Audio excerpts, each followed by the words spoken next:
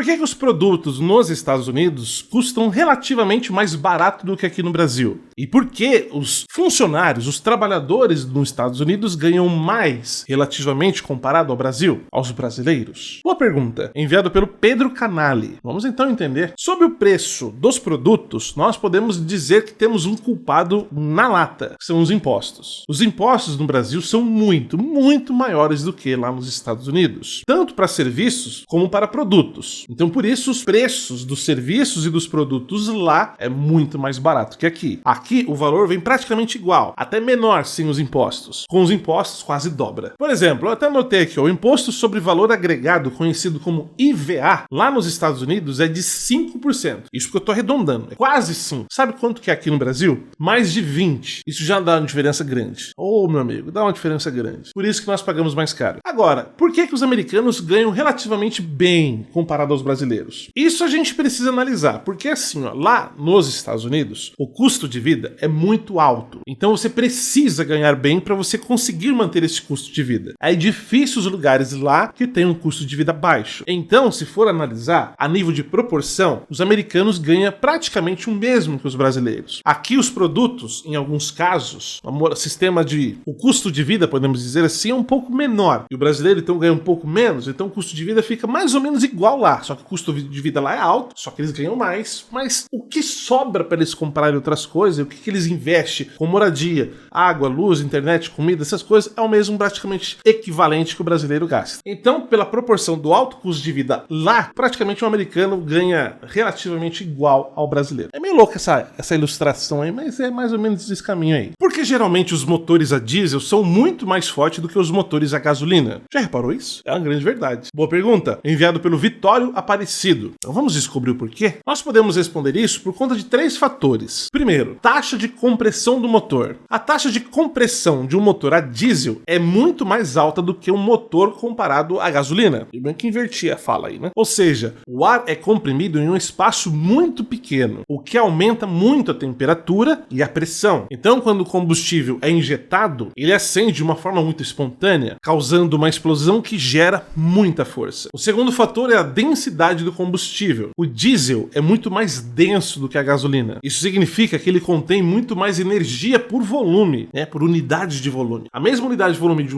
um diesel, a mesma unidade de volume de uma gasolina, o diesel tem muito mais força, muito mais energia. Terceiro fator é o pistão. O pistão de um motor a diesel, ele é mais longo, mais comprido. Ou seja, os motores a diesel geralmente têm um curso de pistão mais longos do que os de gasolina, que os motores de a gasolina. Então significa que os pistões se movem mais para cima, mais para baixo, mais para cima e mais para baixo. E isso resulta em mais força. Resumindo então, por que o motor a diesel é mais forte? Ele é capaz de comprimir mais o ar. O diesel é um combustível mais denso e mais energético. Ele consegue mover o pistão a uma distância mais alta do que os motores movidos a gasolina. Quantas crianças uma mulher é capaz de dar à luz durante sua vida inteira? Interessante a pergunta, muito boa. Enviada pelo Silas de Rezende. Vamos então descobrir? Do ponto de vista biológico, não existe um limite. Quer dizer, não tem um número assim específico. As mulheres nascem com cerca de 1 milhão de óvulos que são liberados durante a ovulação. A fertilidade da mulher começa a diminuir a partir dos 30 anos. Isso pouca gente sabe. Só que depois dos 35 anos, cai numa forma drástica. Mas ainda é possível engravidar. Existem muitos casos de mulheres de 40, de 50 até de 60 anos que tiveram filhos. Agora, o ideal é que as mulheres, de uma forma geral, deem um intervalo de pelo menos 2 anos entre um filho e outro. Isso para que o corpo possa recuperar naturalmente, sozinho. Agora, por falar em questões de gravidez, isso inclusive vai dar um norte pra gente aqui. A mulher que mais teve filhos na história da humanidade foi uma russa chamada Valentina Vassiliev.